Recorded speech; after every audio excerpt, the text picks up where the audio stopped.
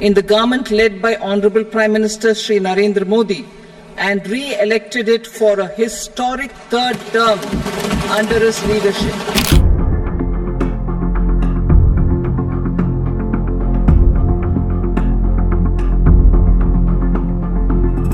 I have two announcements to make for those opting for the new tax regime. First, the standard deduction for salaried employees is proposed to be increased from 50,000 to 75,000 rupees. Deduction on family pension for pensioners is proposed to be enhanced from 15,000 to 25,000 rupees. This will provide relief to about 4 crore salaried individuals and pensioners. Second, in the new tax regime, the tax rate structure is proposed to be revised as follows. 0 to 3 lakh rupees, nil. 3 to 7 lakh rupees, 5%. 7 to 10 lakh rupees, 10%. 10 to 12 lakh rupees, 15%. 12 to 15 lakh rupees, 20%. And above 15 lakh rupees, 30%. As a result of these changes, a salaried employee in the new tax regime stands to save up to 17,500 rupees in income tax.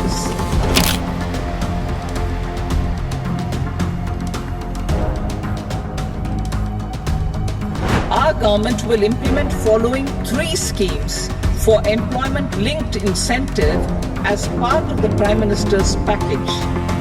These will be based on enrollment in the EPFO and focus on recognition of first-time employees and support to employees and employers. Scheme A, first-timers. This scheme will provide 1 month wage to all persons newly entering the workforce in all formal sectors. Direct benefit transfer of 1 month's salary in 3 installments to first-time employees as registered in the EPFO will be up to 15,000 rupees. The eligibility limit will be a salary of 1 lakh per month. The scheme is expected to benefit 210 lakh youths.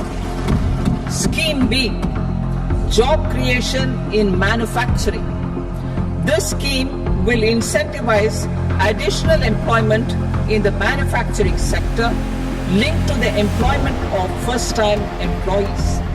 An incentive will be provided at specified scale directly both to the employee and the employer with respect to the EPFO contribution in the first 4 years of employment.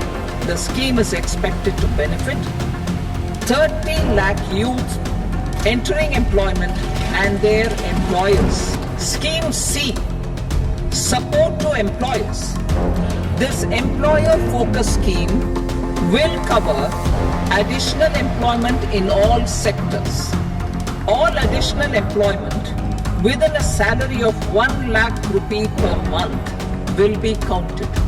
The government will reimburse to employers up to 3,000 rupees per month for 2 years towards the EPFO contribution for each additional employee. The scheme is expected to incentivize additional employment of 50 lakh persons.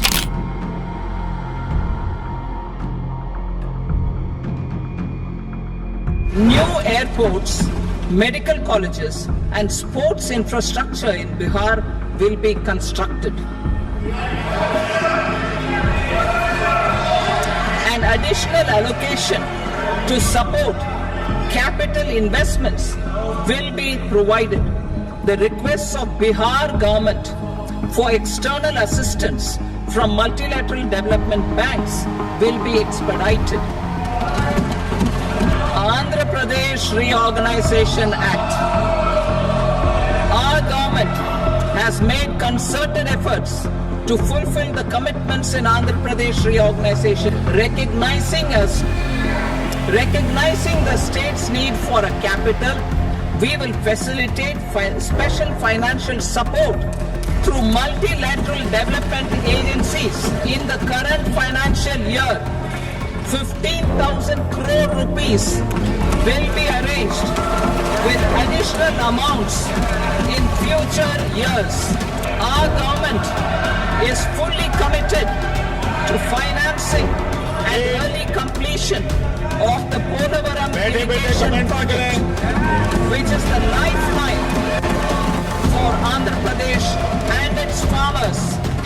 This will facilitate our country's food security as well.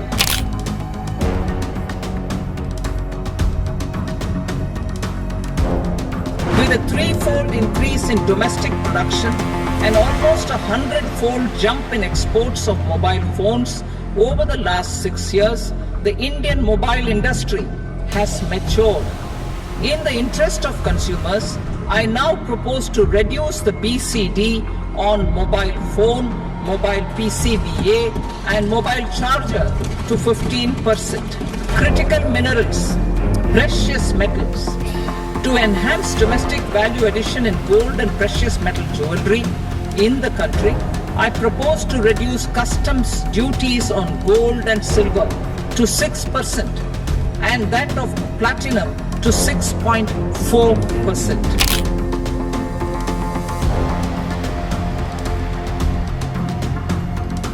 Capital gains taxation is also proposed to be hugely simplified. Short-term gains on certain financial assets shall henceforth attract a tax rate of 20%, while that on all other financial assets and all non-financial assets shall continue to attract the applicable tax rate. Long-term gains on all financial and non-financial assets, on the other hand, will attract a tax rate of 12.5%. For the benefit of the lower and the middle income classes, I propose to increase the limit of exemption of capital gains on certain financial assets to 1.25 lakh rupees per year.